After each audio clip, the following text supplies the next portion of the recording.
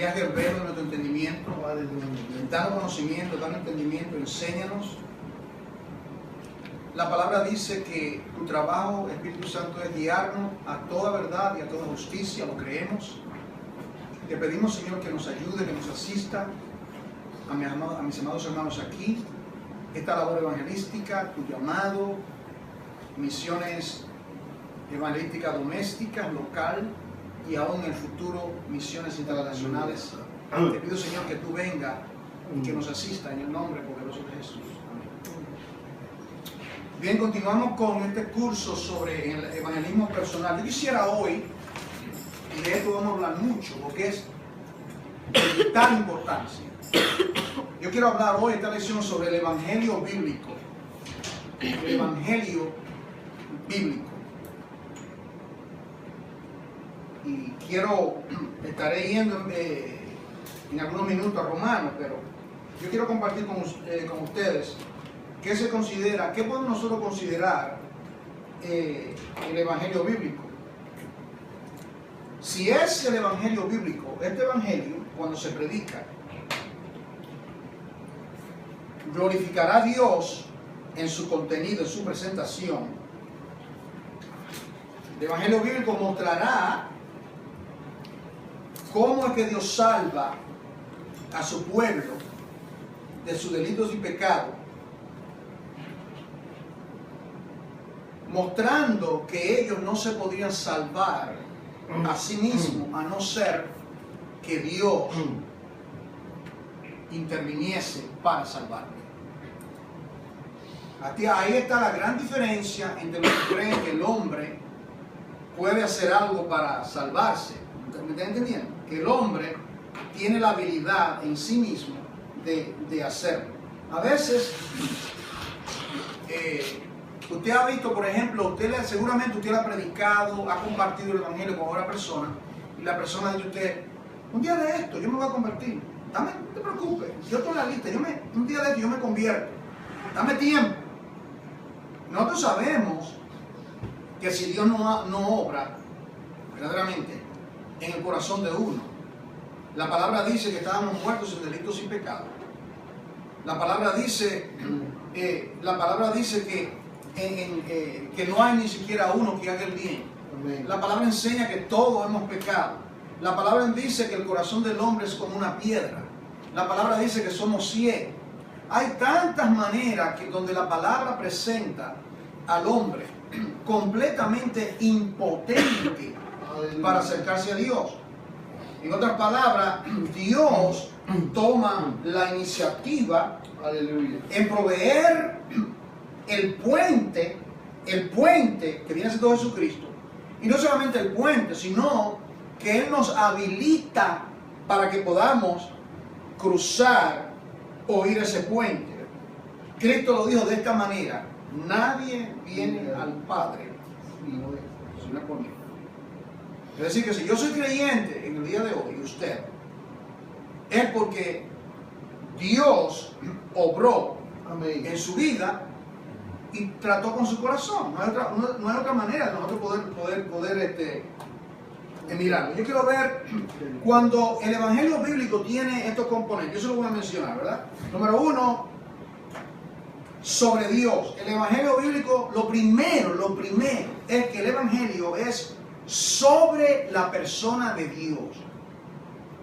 Le voy a dar los puntos y luego lo vamos a elaborar. Segundo, y deje espacio porque le voy a dar el texto bíblico, sobre nosotros. Tercero, sobre la ley de Dios. Tres cosas. Cuando decimos que el evangelio tiene que ver con Dios, primeramente, no tiene que ver con nosotros. Cuando presentamos el evangelio, cuando predicamos el evangelio, nosotros no vamos a presentarlo como que el evangelio me beneficia a mí primeramente. Claro que me beneficia a mí, porque yo estaba muerto sin delito y sin pecado. Pero en la presentación del evangelio, lo primero que tenemos que predicar, que presentar, es acerca de Dios. Dios como el creador, el hacedor. el creador del universo, como estábamos hablando. Él nos hizo y no nosotros a nosotros mismos. Tú eres una criatura. Dios te hizo, Dios es tu creador. Y como Él es tu creador, Él demanda de ti que tú te sujetes a Él. O sea que hay que comenzar con Dios. De alguna u otra manera, en la presentación del Evangelio, se comienza con Dios, no se comienza con el hombre. Y a veces, ustedes en la presentación comienzan, oh, que Cristo te ama, y comienzan a hablar de cómo el hombre se beneficia de lo que Dios hizo. Eso es lo correcto. Hay que hablar primeramente, hay que hablar de Dios, de su santidad, de sus atributos, de que Él, y luego se va a los demás, ¿verdad? Quiero darle alguna cita bíblica sobre ese punto. Quiero darte Apocalipsis 4:11, quiero darte Isaías 6:3, quiero darte Salmo 104:24, el Salmo 31:19, Job 42:2, bueno, una lista larga, comenzando con Dios. ¿Puede repetir, hermano? Apocalipsis 4:11, Isaías 6:3, Salmo 104:24, Salmo 31:19 y Job 42:2. Y hay más, pero lo voy a dejar ahí. Ahora, una vez que se presenta el Evangelio bíblico, que tiene que ver primeramente con Dios, que se habla de Dios, que es lo primero, hay que hablar de Dios. Hay que mostrar, hay que presentar, por eso le di la cita de Isaías 6:3, ¿de qué habla? La santidad de Dios. Esos textos tienen que ver con Dios, hablarle de Dios, ¿verdad? Primeramente, cuán santo es Dios, Él es tu creador, por Él y para Él fueron hechas todas las cosas. Y luego, la caída. Viene la parte, ahora el Evangelio tiene que ver sobre nosotros. ¿Qué fue lo que Dios hizo? En otras palabras, el hombre pecó. Tú has pecado, tú estás destituido de la gloria de Dios. Entonces, el Evangelio hace esto. Aquí está el gran dilema. El gran dilema. El dilema es este.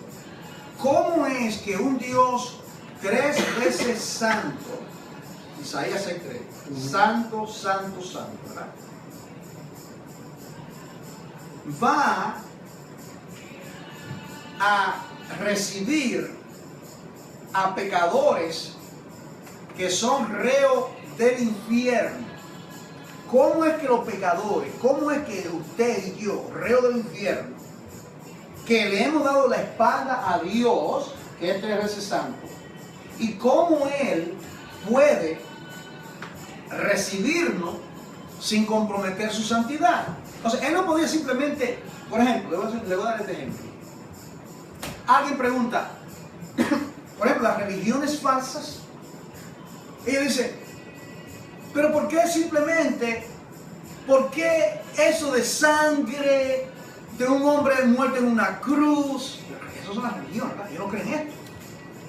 ¿Por qué? ¿Por qué simplemente Dios nos dijo, lo perdono a todos? Yo podría decir, ok, el mundo pecó, lo perdono a todos. Pero ¿qué hubiese pasado? Eso demostraría que el pecado, Dios cogió el pecado y lo metió debajo de la alfombra. ¿Está entendiendo? Cuando hay algo sucio y tú lo metes, el pecado de la humanidad, Él simplemente lo pasó por alto. No, Él es santo. Su gloria ha sido pisoteada, su nombre ha sido blasfemado. Y de la única manera de poder, de que la ira que merece el pecado. Yo meditaba esta mañana. Y eso, ¿verdad? Esto me sobrecogió verdaderamente. Y yo le daba gloria a Dios, porque yo decía, pensar que la salvación de mi alma,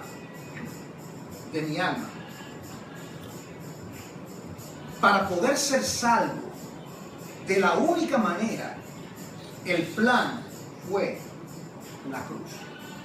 Por medio de la cruz, por medio del derramamiento de sangre, vida por vida. el muerte, el culpable por el inocente. Entonces Dios en su infinita sabiduría diseñó el plan de redención, el plan redentivo. Esto es lo que es el Evangelio. Pero se comienza con Dios primero. Eso es lo primero, hablar de Dios, hablar de su santidad, de sus atributos, de la creación. Y luego se llega al hombre. ¿Cuál es la condición del hombre? ¿Cómo dice? Bueno, muertos en delitos y pecados. Le voy a dar texto sobre el hombre ahora, ¿verdad? El Evangelio tiene que ver sobre Dios y luego tiene que ver sobre el hombre. Salmo 53, 2 y 3. Para que ustedes luego lo lean. Romanos 8, 7 y 8. Job 15, 15. Primera de Corintios, Romanos 1, del 20 al 21. Y Efesios 2, del 1 al 3. 2 del 1 al 3. El Evangelio nos dice que cada uno de nosotros quebrantó la ley de Dios. Por naturaleza somos malos, somos hijos de desobediencia, somos pecadores, odiamos al Creador. Pecamos diariamente por nuestra ingratitud. Cuando si usted le dice a una persona, fíjese, si usted le dice a una persona, aparte que le dije, ¿verdad?, de que usted le puede decir, usted es un idólatra, esa persona se va a sentir ofendida, ¿verdad? Porque dice, no, yo no adoro a nadie, yo soy un ignorante. O si usted le dice a la persona, usted le dice a esa persona, por ejemplo, ¿verdad?, usted es un ingrato. Mire, señor, yo quiero decirle algo a usted. Usted es un ingrato. Usted es una persona ingrata. Malagradecido. Esa persona se va a sentir resentida. Pero eso es lo que es el pecado. El pecado es ingratitud. El pecado es vivir la vida como que Dios no existe. O sea, el hombre cree, para el hombre Dios no existe. Entonces, el Evangelio tiene que ver también con nuestra reunión. Hay que presentarle, en el Evangelio bíblico, hay que presentarle entonces al hombre la caída del hombre, su pecado, su condición, un callejón sin salida. Entonces, para poder resolver el problema de la justicia de Dios, de que Él es santo y que el hombre es pecaminoso, Dios entonces resuelve el problema por medio de la encarnación, el Dios hombre. De esa manera, la ira que demanda el pecado tenía que ser castigado. ¿Me está entendiendo, hermano? Por eso es que Dios siempre puede decir, oh no, yo, olvídese de todo eso, no. El pecado demandaba, pero mire, hermano, cuán horrendo, lo que a mí me impactó esta mañana mientras meditaba en esto es, cuán horrendo es el pecado que para poder salvar a usted y a mí, el Hijo de Dios, la segunda persona de la Trinidad, tuvo que encarnarse y morir. Mire cuán horrendo es el pecado, que se requiere la muerte del Hijo de Dios. El infinito, el bendito Hijo de Dios tuvo que encarnarse para poder resolver el problema del pecado. Amén. Entonces, en la cruz, la ira de Dios cae sobre el Hijo, que me correspondía a mí. La ira de Dios cae sobre el Hijo. Amén. ¿Verdad? Él cumple la ley de Dios, la justicia que demandaba el pecado del hombre por las injusticias, cae sobre aquel que es justo, para que por su muerte y su justicia se me atribuya a mí. Eso viene siendo la propiciación. Yo me apropio ahora por la fe en Cristo que murió por mí en el madero. Yo me escondo tras de su justicia porque no tengo ninguna, porque es como trapo de inmundicia. Dios ahora me mira a mí por su justicia y Él justifica al impío, como dice Romanos. Dios me justifica, Romanos 5:1. Justificados pues por la fe, tenemos paz para con Dios. Efesios 2, 2 y 3. No por obra, para que nadie se gloríe, es don de Dios. Entonces, al presentar el Evangelio, hay que presentar el Evangelio como una dádiva de Dios. Nadie merece ser salvo, señores. Nadie merece ser salvo. Amén. No, el asunto no es, alguien dice, wow, pero se van a perder mucho. Se van a perder muchas personas. El Señor conoce esas cosas, cuánto van a perderse y cuánto van a ser salvos. Eso son prerrogativas divinas. Pero la maravilla es que algunos sean salvos, porque todo merece perderse. Nadie lo piensa así. O sea, la maravilla no es que el asunto no es que muchos se pierdan. El asunto es que ninguno debe ser salvo, porque todo el mundo está en el mismo sitio, como los dos ladrones, ¿recuerdan? Los dos ladrones le dijo, bueno, nosotros estamos, este es justo. Nosotros merecemos, ¿qué le dijeron? Nosotros merecemos este castigo porque nosotros hemos pecado. Eso lo dice muy claro, ¿verdad? Él no, él es inocente. Él es inocente. Nosotros merecemos estos clavos, este castigo, porque nosotros hemos hecho lo malo. Él no. Entonces ahí se ve, ahí en la cruz, ¿verdad? En la cruz se ve Cristo muriendo y el pecado que le corresponde a Juan, a usted, cae sobre él, herido, molido por nuestro pecado. Y luego que él muere, consumado es que la ira de Dios ha sido satisfecha, porque castigó el pecado nuestro en Cristo en la cruz, para que ahora nosotros, por medio de su muerte, tengamos vida, y vida en abundancia. Y la otra parte que hay que presentar el Evangelio. Ahora viene lo tercero, que es la ley. Lo tercero es la ley ahora. Es importante, la ley de Dios.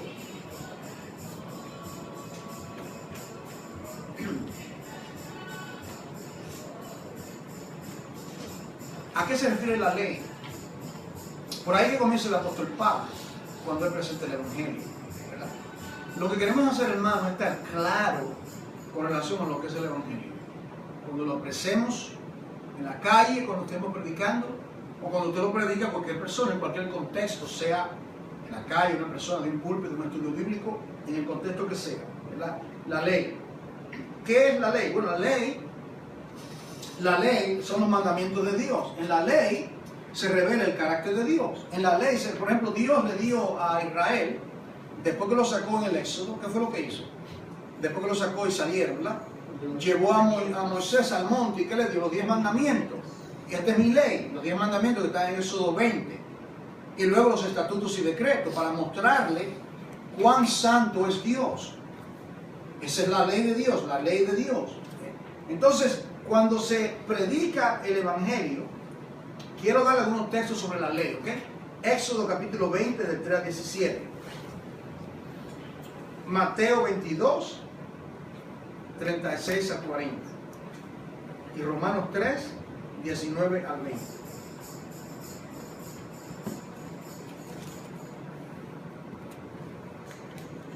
¿Ok?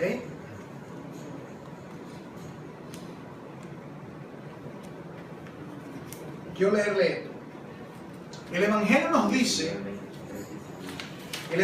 dice que por causa de nuestras iniquidades, justamente merecemos la ira eterna, su furia, y que Dios fuese perfectamente justo al condenar al infierno eterno, en el mismo infierno creado para Satanás y sus ángeles. En otras palabras, ¿entienden esto? Dios hubiese sido justo si Él hubiese determinado condenarnos al infierno. Amén. Piense eso, hermano. Piense, amén. Esto es algo sobrecogedor. Pensar que Dios hubiese optado. Piensa usted, hermano, que después, si tuviésemos estado conscientes de todo esto, Si Dios hubiese revelado en la Biblia, por ejemplo, que después que los seres humanos mueren, van al infierno. ¿Te puedes imaginar eso? Que usted está vivo y sabe que después que muera, y que hubiese estado escrito, que no hubiese oportunidad, que todos pecaron, y eso es lo que hay. Y Dios lo reveló y lo dice escrito. Y si Dios hubiese hecho esto, hoy hubiese sido justo, porque no tenía que salvar a nadie.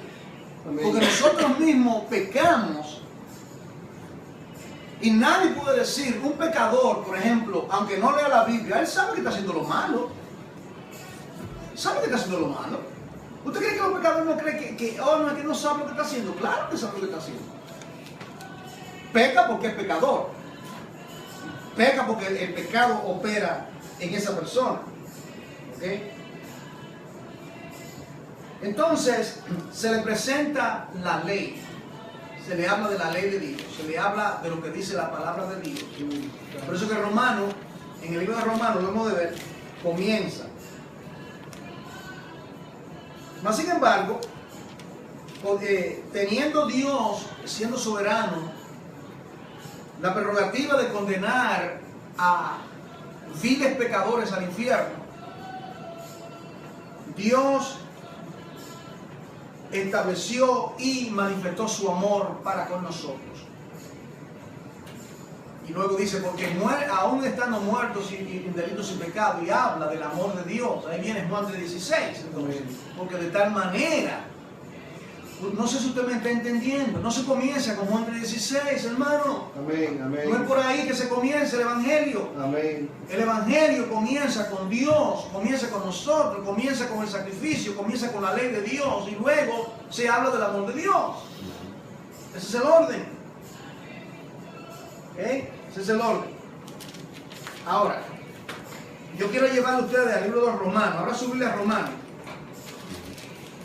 Vamos a tomar el tiempo que nos queda para ir a la carta de los Romanos.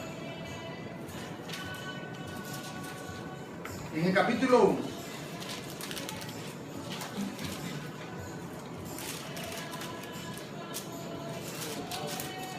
En el libro de los Romanos, hermano, yo le aconsejo, si usted nunca lo ha leído, se está perdiendo, hermano, un gran banquete. Esta es una de las cartas más importantes del apóstol Pablo. Todo es importante, pero de las más importantes. Fue con el libro de Romanos que se encendió la antorcha de la reforma, la justificación por la fe.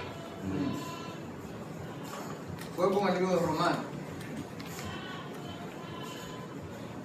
Aquí se nos dice, en este primer capítulo, se dicen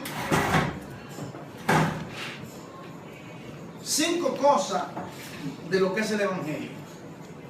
Estamos estudiando lo que es el Evangelio. Queremos saber lo que es el Evangelio. Queremos estar claros de lo que es el Evangelio. Ya hemos tomado esos 4 puntos, ¿verdad? Esos puntos que hemos tratado, ¿verdad? Que tiene que ver con Dios, que tiene que ver con el hombre, que tiene que ver con la cruz, que tiene que ver con Jesucristo, que tiene que ver con la ley de Dios y también con el amor de Dios. Pero ahora aquí, el apóstol Pablo toma su pluma inspirada y él comienza a decirnos, miren lo que dice aquí, versículo 1, Pablo, siervo de Jesucristo, llamado a ser apóstol. Eso significa un enviado. Un apóstol es un enviado, uno que ha sido enviado, apartado para el Evangelio de Dios. Dios lo llamó, lo comisionó. Ahora, miren esta palabra ya. El Evangelio de Dios, esa palabra, ¿verdad? Amén. Aquí viene ahora a entrar lo que tiene que ver con el Evangelio de Dios. ¿Okay?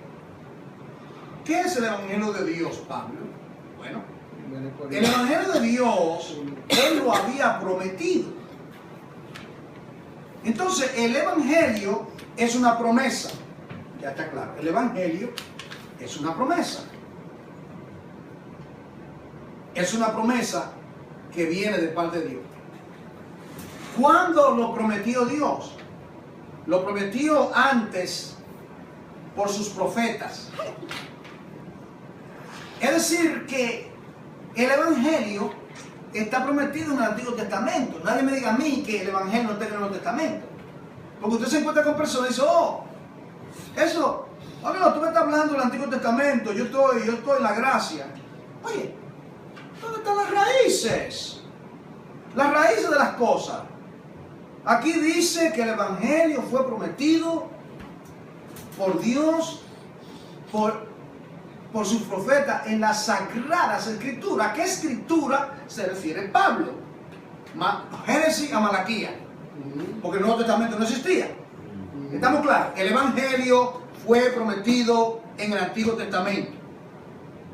Claro, estaba en Dios, el Evangelio estaba en Dios desde antes de la fundación del mundo, pero llegando al cumplimiento de los tiempos, ahí viene el desarrollo del plan redentivo. Ahora, ¿cuál es el tema? Note usted, esto es vital que se capte. ¿Cuál es el tema? El centro, el ápice, la circunferencia del Evangelio, ahí lo dice, acerca de su Hijo, versículo 3. Acerca de su Hijo. ¿Por qué esto es importante? Porque no hay otro nombre dado a los hombres en el cual podemos ser salvos. Porque ya hemos dicho anteriormente que Dios, la manera de salvarnos es por medio del sacrificio voluntario, perfecto de su amado Hijo. Entonces dice que es acerca de su Hijo. Y ahora aquí vienen los credenciales del Hijo. ¿Quién es el Hijo? Nuestro Señor Jesucristo, para que nadie se equivoque. ¿Cuál era su descendencia? Bueno, del linaje de David según la carne. ¿Por qué Pablo está diciendo todo esto? Para probar que Jesucristo es el Mesías del linaje de David, porque estaba profetizado en el Antiguo Testamento, hijo de David, que venía del linaje de David. ¿Entienden, hermano? Todo esto está conectando para comprobar que Él es el Salvador, que Él es el Mesías. ¿Ok? Dice, pero esto no es todo. Aquí viene lo importante, que fue declarado Hijo de Dios con poder. Dios lo declaró su Hijo. Este es el mismo amado, ¿verdad? Según el Espíritu de santidad. Note usted aquí en ese versículo 4, quizás no lo ha observado, pero quiero llamarle la atención. En ese versículo 4 está la Trinidad en operación en lo que tiene que ver con el Evangelio y lo que tiene que ver con nuestra salvación. Note, se menciona a Dios, ¿lo ven en el versículo 4? Se menciona al Hijo y se menciona al Espíritu, que tiene que ver con el Espíritu Santo. Es importante, el Hijo, Dios, el Hijo y el Espíritu Santo. En otras palabras, es una obra trinitaria. El plan redentivo. Dios el Padre diseña su plan.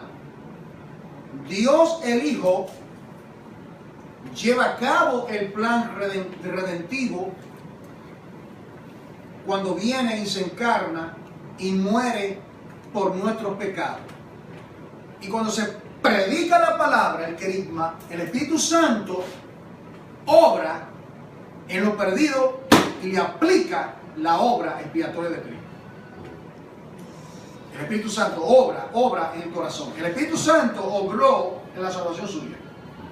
Usted salva porque el Espíritu Santo vino con usted. Para dar una idea, una manera muy bonita de verlo, yo creo. No tiene que buscarlo. Es Génesis 1:2. y la tierra estaba en tinieblas, desordenada y vacía. ¿Y qué luego dice? Y el Espíritu de Dios. La tierra estaba en tinieblas, desordenada y vacía. Tiniebla, desordenada, eso es lo que es el hombre sin Cristo. Amén. Entonces, ¿quién fue que obró? Y el Espíritu Santo. Y dijo Dios, y el Espíritu Santo obró, también el Hijo, en la obra de la reconstrucción de la tierra. Ya la tierra ya había sido hecha en Génesis 1.1. En Génesis 1.2 viene el caos. ¿Ok? Ahora viene, según el Espíritu de Santidad, por la resurrección de los muertos. En otras palabras, el Evangelio es acerca de su Hijo, es acerca de su resurrección. Note que usted habla, mira, es acerca de su Hijo, es acerca de la encarnación, porque dice del linaje de David, entonces se encarnó. Y luego habla de la resurrección. Si habla de la resurrección, implica que murió. Que murió. Estos son componentes de lo que es el Evangelio.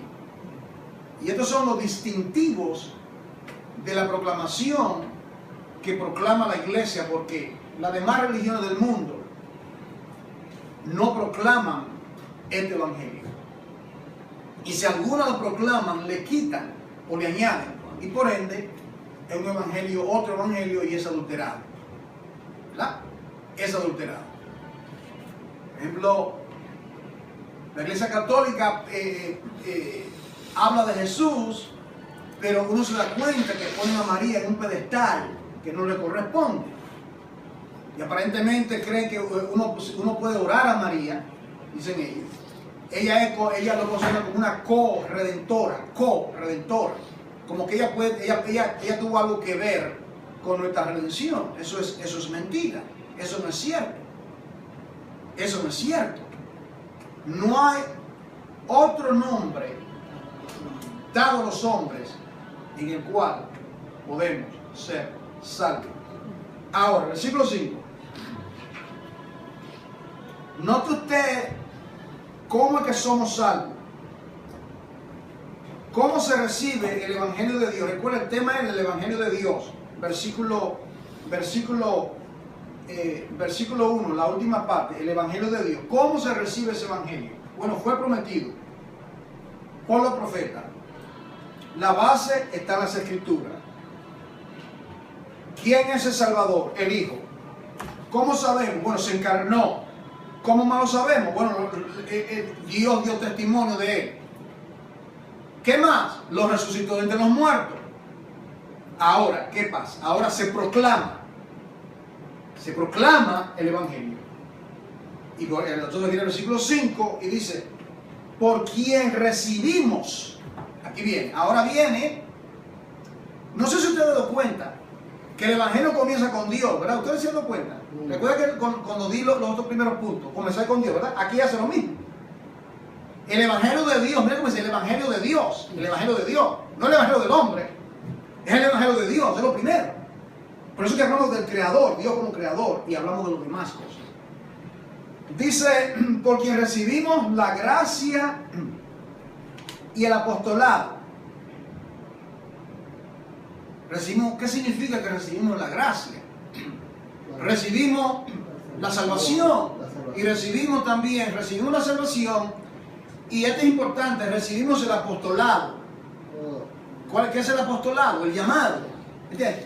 Recibimos el apostolado para nosotros ser proclamadores de esa salvación que hemos recibido por gracia.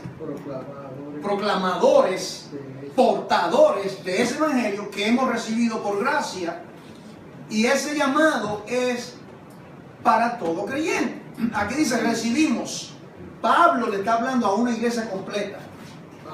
Eso significa, él no está hablando aquí a los pastores, Él no le está hablando aquí a un grupo, a la élite, ¿verdad? A la élite. Le está hablando a los hermanos de Roma que todavía no conocía cuando escribió esta carta. ¿Ok? Recibimos el apostolado. ¿Para qué? Recibimos el llamado. Mire, ¿para qué? Para la obediencia a la fe en todas las naciones por amor de su nombre.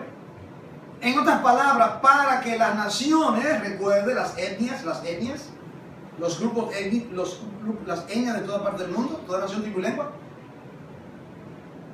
obedezcan a la fe, al evangelio, obedezcan a lo que le estamos proclamando. De que Cristo, que el evangelio es acerca de Cristo, que Cristo es el Hijo de Dios, que Dios lo señaló a Él, que Él es el Mesías prometido de las Escrituras, que Él lo resucitó de los muertos. Mire qué rico está esa carta, hermano. Y él dice, Pablo dice, entre las cuales estáis también vosotros. En otras palabras, a ustedes le llegó el Evangelio. Amén. Le llegó el Evangelio a ustedes. Le llegó el Evangelio a ustedes. Ok, ahora. A todo lo que estáis, entre las cuales estáis también vosotros, llamados a ser, aleluya, a pertenecer a Jesucristo. ¿Por qué? Porque te compró. Te compró. Eres llamado, eres de Él. Ahora, yo quiero ir ahora al poder del Evangelio. Llamado a ser santo. Ese llamamiento, wow, el apóstol Pablo ora por la iglesia, versículo 8 en adelante. Él hace una oración. No voy a entrar en esto ahora porque quiero aprovechar esta parte. El Evangelio, primeramente, se comienza a predicar, como él dice en un momento, a judíos primeramente y luego al griego. Luego él dice en el versículo 14 que él tiene una deuda.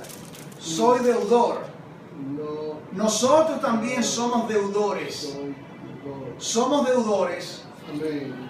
Somos deudores porque tenemos un gran mensaje que tenemos que comunicar. Soy deudor. Así que, en cuanto a mí, dice Pablo, pronto estoy a anunciaros el Evangelio. También a vosotros que estáis en Roma. ¿Por qué, Pablo? ¿Por qué es que tú quieres este afán? Como él siempre dice, recuerda cuando estudiamos misiones, que luego dice, cuando vaya a España, recuerda que él iba para España, él iba a Roma, pero primeramente dice que va para España, luego quiere ir a España, pero luego regresa para entregarle el donativo a los santos. Recuerda esa parte, los donativos, y él hace, él se va a otro lugar a llevar ese donativo, luego cuando pase y finalmente llega a Roma. La pregunta es ¿por qué Pablo? Bueno, él tiene una deuda y él dice el por qué. ¿Qué debe motivar a un creyente a compartir el Evangelio? ¿Cuál es el móvil? Primeramente que nosotros lo hemos experimentado. Cada creyente ha experimentado el Evangelio. Cada creyente ha recibido la gracia y cada creyente ha recibido el apostolado. El apostolado significa la misión de ir, de predicar, de proclamar. Hemos recibido el apostolado. Ahora, ¿por qué Pablo? Él lo dice, porque no me avergüenzo del Evangelio. Porque es poder de Dios. Poder de Dios. Las buenas noticias, el Evangelio, que tiene que ver con Jesucristo. El Evangelio, que tiene que ver con el sustituto. El Evangelio, que tiene que ver con la encarnación del Verbo de Dios, que fue profetizado en el Antiguo Testamento, del linaje de David, declarado por Dios como el Hijo de Dios, el señalado en quien Él tiene contentamiento, según el Espíritu de Santidad, y fue confirmado que Él era, porque Dios lo resucitó entre los muertos. Él tenía que resucitar entre los muertos, no se podía quedar en la tumba. ¿Por qué? Porque la tumba es para los pecadores. Y Cristo no era un pecador. ¿Usted entiende, hermano? La resurrección de Cristo es la garantía, primicia de lo que resucitaremos con Él. Lo que garantiza la resurrección de nuestros seres queridos que han muerto. Lo que garantiza mi resurrección cuando yo muera es que Cristo resucitó entre los muertos. No es mi justicia, no es nada mío. Es que Cristo resucitó entre los muertos. Y que yo he estado sepultado juntamente con Él. Por eso que Pablo dice, con Cristo estoy juntamente crucificado. Y ya no vivo yo, sino que Cristo vive en mí. Y la vida que ahora vivo, la vivo con la fe del Hijo de Dios, cual se entregó por mí. No me avergüenzo del Evangelio porque es poder de Dios para salvación. Mira, hermano, no sé si usted piensa en estas cosas, pero debe de pensarlas, porque estos son temas, nuestra mente tiene que estar en las cosas del Espíritu, en las cosas espirituales. Debe estar pensando en esto. ¿Por qué es que Dios, cómo es que Dios, la manera que Dios quiere que uno sea salvo? ¿Usted ha pensado en eso? ¿Y eso? La manera. O sea, Dios podía, mire esto, hermano. Dios podía, como es soberano y sobrenaturalmente, predicarle el Evangelio en la mente de la persona. Él podía penetrar en esa mente, que oiga la voz de Dios. Él podía darle sueños, revelaciones, nada de eso. Ángeles podían venir a predicar, nada de eso. Dios tomó, fíjese, de la misma manera que este pensamiento me viene ahora, de la misma manera que Dios encarnó el Evangelio en su Hijo y lo proclamó, ahora Él quiere que por el Espíritu,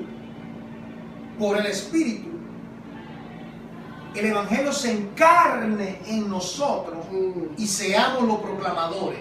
Aleluya. Porque Cristo en su cuerpo, no sé si me están entendiendo, Amén. Cristo en su cuerpo era, ¿cómo puedo expresarlo, verdad? Todo lo que es el Evangelio, Él lo pudo, no solamente lo proclamó, sino que lo vivió. Es el cuerpo. ¿Y cómo es llamada la iglesia? El cuerpo de Cristo. Y entonces el Espíritu Santo vino sobre ese cuerpo y proclamó el Evangelio. Luego Él comisionó a los apóstoles que proclamen el Evangelio. Luego Él dijo en la gran comisión, Mateo, Marcos, Lucas y Juan, en Hechos, ir por todo el mundo y proclamen el Evangelio. Viene el Espíritu Santo y ahora es la iglesia, toda la iglesia, los redimidos, el cuerpo multimiembro, que es el cuerpo de Cristo en el planeta. Nosotros somos llamados a predicar el Evangelio. Aleluya. Es algo, hermano, verdaderamente, Amén. es algo, hermano, algo extraordinario. Amén, amén. Es algo extraordinario, como dice Pablo, que Él nos ha encomendado a nosotros. Él lo dice en Romanos 5, creo que es. Somos embajadores en el nombre de Jesús. Amén. ¿Verdad? Y dice, ahora aquí dice por qué. Porque no. Dice aquí, poder de Dios para todo aquel que cree. Todo aquel que cree. Pregunta, algo tiene que creer. No sé si entendí. Tiene que proclamarse porque hay datos,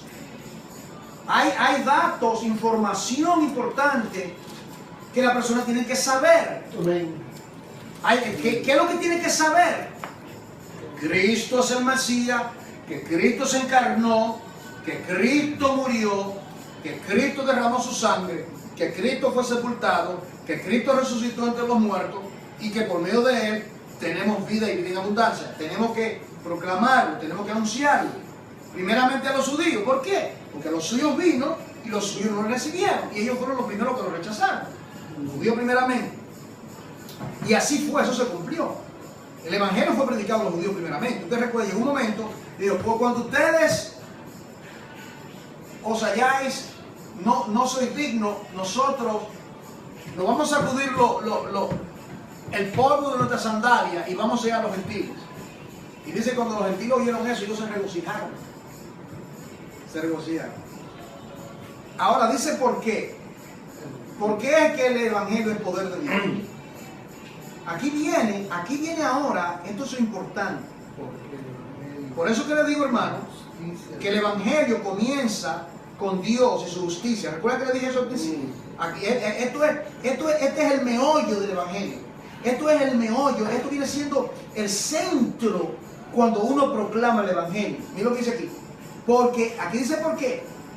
Porque en el evangelio la justicia de Dios se revela por fe y para fe. Esa palabra, la justicia de Dios. La justicia de Dios. Eso es lo que estaba diciendo en la primera parte cuando se habla de Dios, que Dios es justo, que Dios es santo, que Dios es perfecto y que el hombre ha pisoteado sus mandamientos.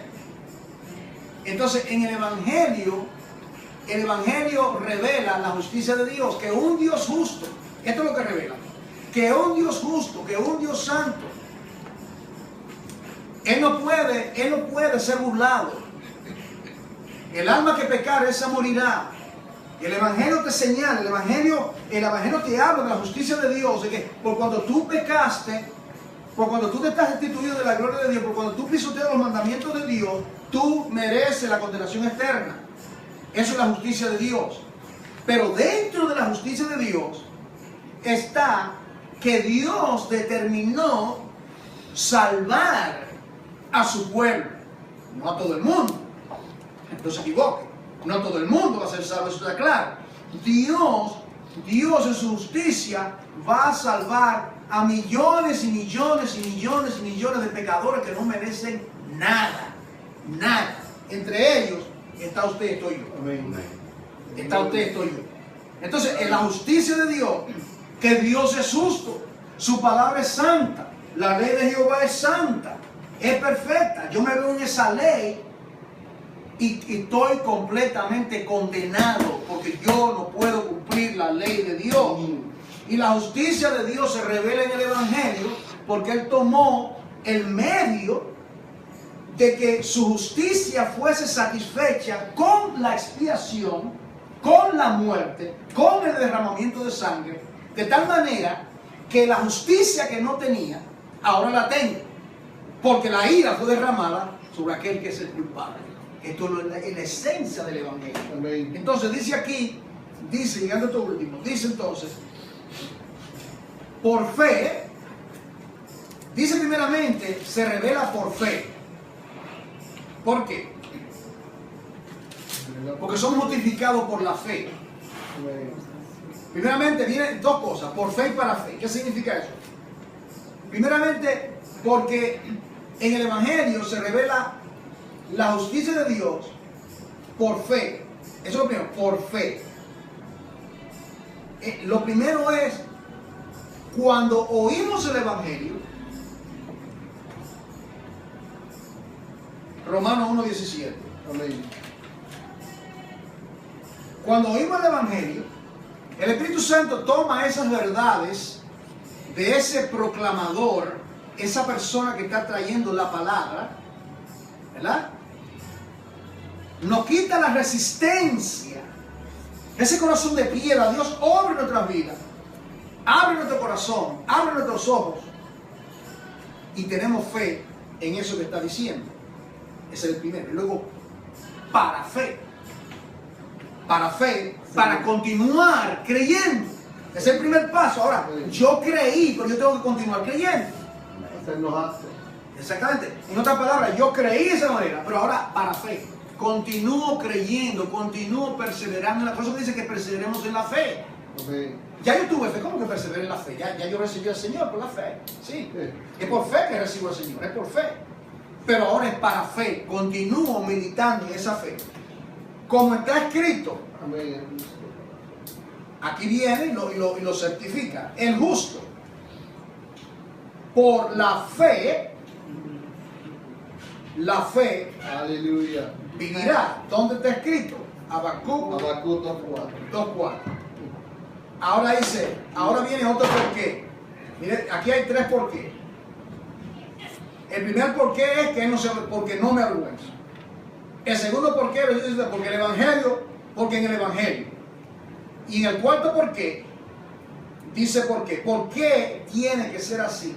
¿Qué es esto de la justicia de Dios? ¿Por qué tiene que intervenir la proclamación del Evangelio? ¿Por qué es vital que se predique? Por la ira de Dios. La ira de Dios. Todo el mundo está bajo la ira. ¿De qué manera va a salir la gente bajo la ira? Hermano, todo el mundo, toda persona está bajo la ira de Dios. Todo el mundo, nosotros, la ira de país. Ahí está la ira. Como una nube negra llena de trueno, de relámpago. Al momento no esperado se desatan esos truenos, esos rayos y podemos ser nosotros incinerados, quemados completamente. Entonces aquí dice, la ira de Dios se revela. Se revela. La ira de Dios se revela. Ok, se revela. Se revela el Evangelio. Mire esto, el Evangelio. Mire, no capte esto, versículo 17. Wow. La justicia de Dios se revela. La justicia de Dios se revela. En el Evangelio se revela la justicia de Dios. Pero este es el punto. Pero aquí viene la pregunta, ¿pero qué es lo primero que se revela en el Evangelio? ¿Qué es lo primero que se revela? La ira de Dios.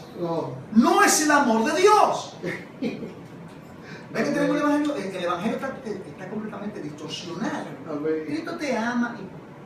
Cuidado de predicar en la calle, tú me comienzas a predicar ahí hablando. Dios te ama. Eso es el Evangelio. Esté claro, hermano. Esté claro. Cuando Dios nos trae la palabra, hay que comenzar de esa manera. Y claro que hay que hablar del amor de Dios. Porque Dios ama al hombre. Dios no quiere que la gente se pierda. Por eso Dios me salvó. Dios no quiere que yo me perdiera. Entonces dice aquí, entonces la ira de Dios se revela. Eso es parte del Evangelio. Usted conecte los textos.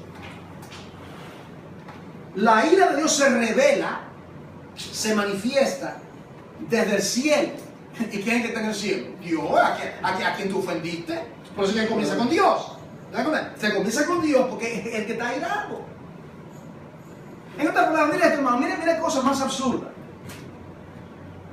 Se le presenta el Evangelio a una persona. Dios está airado con esa persona. Digamos que esa persona tiene 80 años de edad, 80 años pecando, ¿verdad? Y la ira de Dios se revela contra ese pecador. Ha pecado, ha pisoteado los mandamientos de Dios, ha vivido su vida como que Dios no existe, ha hecho lo que le dio la gana, 80 años. Cristo te ama, manito, viejito. Ese es el Evangelio. Por eso es que la iglesia está llena de gente que no se han convertido. Porque le presentan una imagen distorsionada. Yo no le predicaría a una persona así. Y como algunos predican, mira, pecador, te vas a ir al infierno del diablo. Y comienzan a predicar de una manera, yo digo, predicador esquizofrénico. No. Tú le predicas la palabra, lo llevas por parte. Y tú subrayas, claro, el amor de Dios. ¿Quién no quiere hablar del amor de Dios? Pero tenemos que entender que Dios está airado, hermano. La ira de Dios se revela. Dios está airado con el pecador. Entonces se habla, ¿verdad? La ira de Dios se revela contra toda impiedad e injusticia de los hombres. Mire cuál es el problema.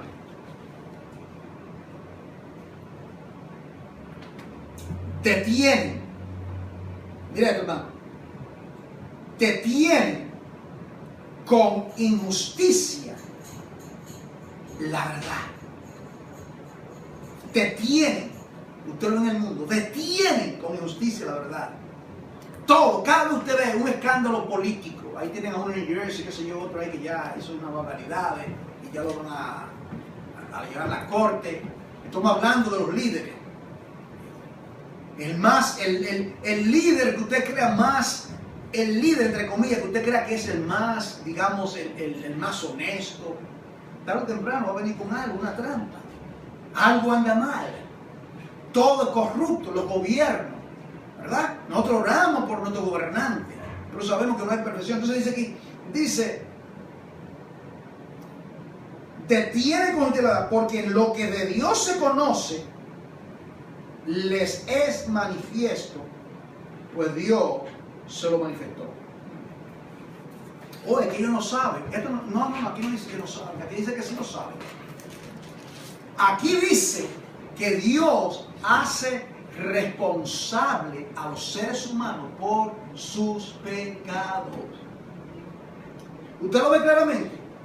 Aquí dice Dios hace responsable a cada persona en el planeta por sus pecados. Y ahí luego dice, porque las cosas invisibles de Él, su eterno poder, su deidad, se hacen claramente visibles desde la creación del mundo, siendo entendidas por medio de las cosas hechas, de modo que no tienen excusa. Pueda que alguien, es que ellos no saben, ¿verdad? Alguien dice, bueno, hermano, que ellos, en esa tribu por allá, ellos no saben. Bueno, aquí dice que las cosas invisibles de Él, su eterno poder. Entonces aquí está,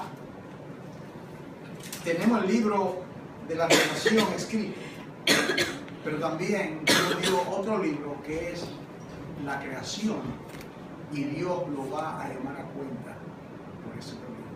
Oremos. Padre, en el nombre de Jesús, te damos gracias por tu infinita misericordia. Gracias por ayudarnos a comunicar tu palabra. Te pido, Padre, que nos ayude a ser fieles comunicadores de lo que es el Evangelio. Ayúdanos, Padre, asístenos en el nombre de Jesús.